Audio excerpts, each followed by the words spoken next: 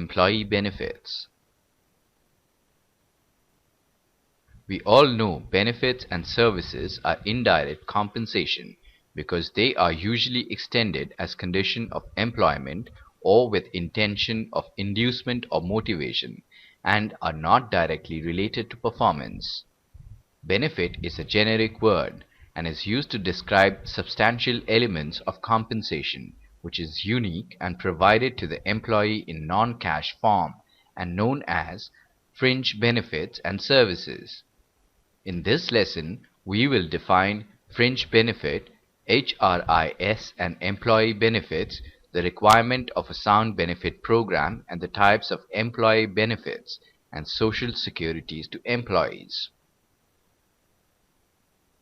After going through this presentation, you should be able to define fringe benefits, describe the requirement of sound benefit program, understand the concerns for management, explain the types of employee benefits, state the employee benefits required by law, explain employee services. Fringe benefits are supposed to be benefit at the fringes or edge of the main pay. Now this has been replaced by simple benefits which form a substantial part of the total compensation. A formal definition is: fringes embrace a broad range of benefits and services that employees receive as part of the total compensation package. Pay or direct compensation is based on critical job factors and performance. Benefits and services, however, are indirect compensation because they are usually extended as a condition of employment and are not directly related to performance. The objectives of the employee benefit policies and practices of an organization might be to increase the commitment of employees to the organization, to provide for the actual or perceived personal needs of employees, including those concerning security, financial assistance, and thus provision of assets in addition to pay, such as company cars and petrol, to demonstrate that the company cars for the need of its employees, to ensure that an attractive and competitive total remuneration package is provided, which both attracts and retains high-quality staff, to provide a tax-efficient method of remuneration which reduces tax liabilities compared with those related to equivalent cash payments. Human Resource Information System is a system that lets you keep track of all your employees and information about them. It is usually done in a database or, more often, in a series of interrelated databases. The better the Human Resource Information System, HRIS, provide overall management of all employee information, reporting and analysis of employee information, company-related documents such as employee handbooks, emergency evacuation procedures, and safety guidelines, benefits administration including enrollment, status changes, and personal information updating, complete integration with payroll and other company financial software and accounting systems, applicant and resume management. HRIS can be defined in simple words as given below. Human Resource Management Systems, Human Resource Information Systems, HR technology, or also called HR modules, shape an intersection in between human resource management and information technology. It merges HRM as a discipline and in particular its basic HR activities and processes with the information technology field, whereas the planning and programming of data processing systems evolved into standardized routines and packages of enterprise resource planning (ERP) software.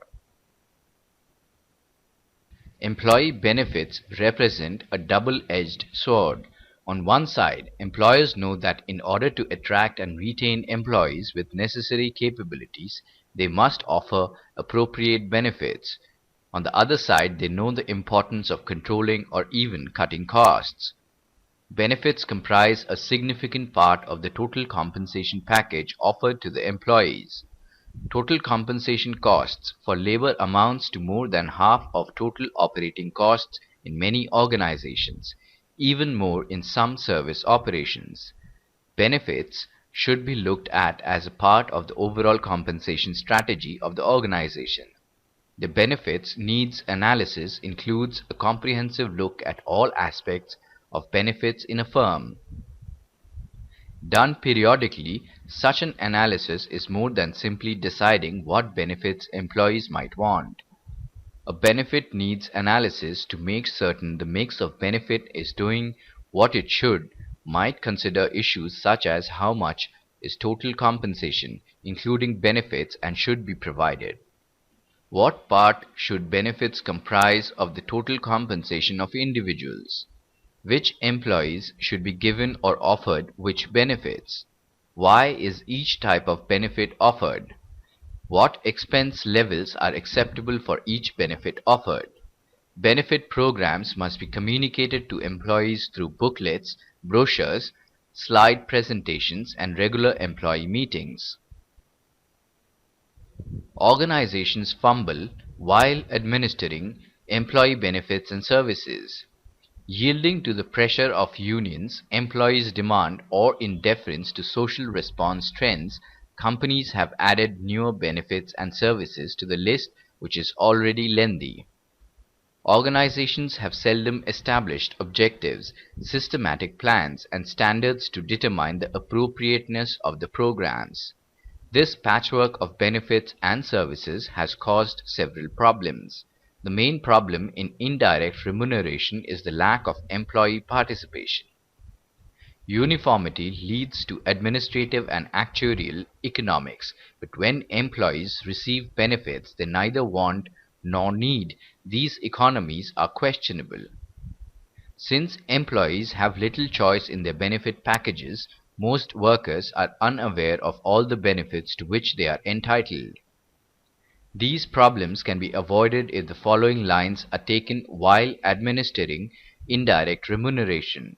The steps are establishing benefit objectives, assessing environmental factors, assessing competitiveness, how should our benefits compare to other competitors, communicating benefit information, and controlling benefit cost and evaluation. Employee benefits can be classified under these 7 major groups. These are disability income continuation, loss of job income continuation, deferred income, spouse or family income continuation, health and accident protection, property and liability protection, and a special group of benefits and services called perquisites. Disability may be classified as regular, temporary, total, or partial. When employees are unable to work because of an accident or some health-related problem, disability income continuation payments assist them in maintaining their existing lifestyle without major modification. Loss of job income continuation plans are designed to assist workers during short-term periods of unemployment due to layoffs and termination. Over the year, employers have established the following kinds of compensation components to help employees accumulate capital and meet future financial goals of Social Security, Qualified Retirement Plan, Simplified Employee Pension Plans, Supplemental Executive Retirement Plans (SERP), Stock Option Plan, and Stock Grant. Most employees attempt to ensure the future welfare of their dependents in case of their death. One component, life insurance, and a number of other components previously identified and described have specific features to assist a worker's dependents in such an event of such a calamity. Organizations provide their employees with a wide variety of insurance services to help them and their families maintain a normal standard of living when unusual or unexpected health-related adversities occur. These healthcare-related insurance plans cover medical, surgical, and hospital bills resulting from an accident or illness. These property and liability protection components include group auto, group home, group legal, group umbrella liability, and employee liability. Employer provides a wide array of services that enhance the lifestyle of employees. In some cases, these services grant employees time off with pay. In other cases, the services include highly valued in-kind benefits which, if purchased by employees themselves, would require the expenditure of after-tax dollars. These are amenities that are necessary to be provided to the employees under different labor legislations. The important legislations which call for these welfare provisions include the Factories Act 1948, the Plantation Labor Act 1951, Mines Act 1952, Motor Transport Workers Act 1961, and the Contract Labor Regulation and Abolition Act 1970. Factories Act 1948 covers areas including health, welfare, safety, working hours, annual leave with wages, and employment of women and children. The mine owners should make provisions for maintenance of creche where 50 or more women workers are employed, shelters for taking food and rest if 150 or more workers are employed, a canteen in mines employing 250 or more workers, and maintenance of first aid boxes and first aid rooms in mines employing more than 150 workers.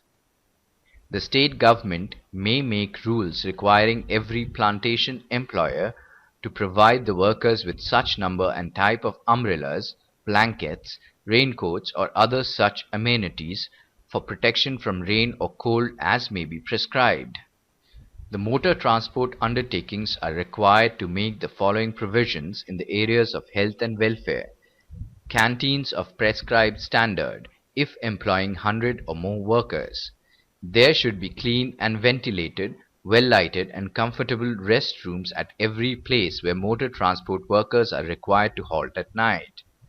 The contractor is required to provide the following welfare and health measures to contract workers.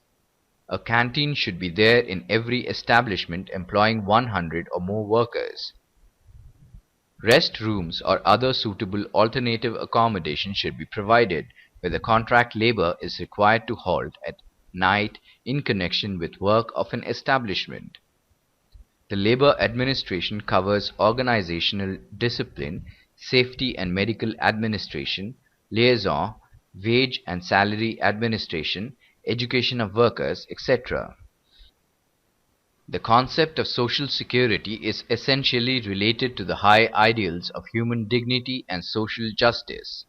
The term Social Security came into popularity after the US government passed the Social Security Act in 1935, introducing the old age pension system. The Workmen's Compensation Act was to provide injury compensation to industrial workers. The Act imposes obligation on the employer to pay compensation for accidents arising out of and in course of employment. Employees State Insurance Act 1948 is a pioneering attempt to provide medical facilities and unemployment insurance during illness to industrial workers. The Royal Commission on Labour in its report 1931 stressed the need for health insurance for workers in India. Employees' Provident Funds and Miscellaneous Act was passed in 1952 with the objective of making some provisions for the future of the industrial worker after he retires, for the dependents in case of his early death, and to cultivate a spirit of saving among the workers.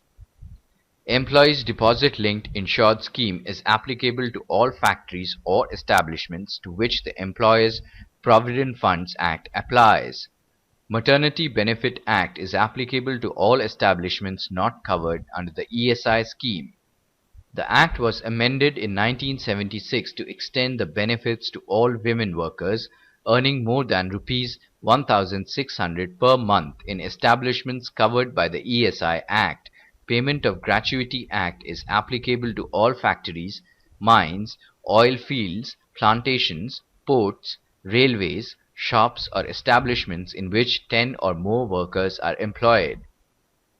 The central government can bring in any establishment by notification under the provisions of the Act.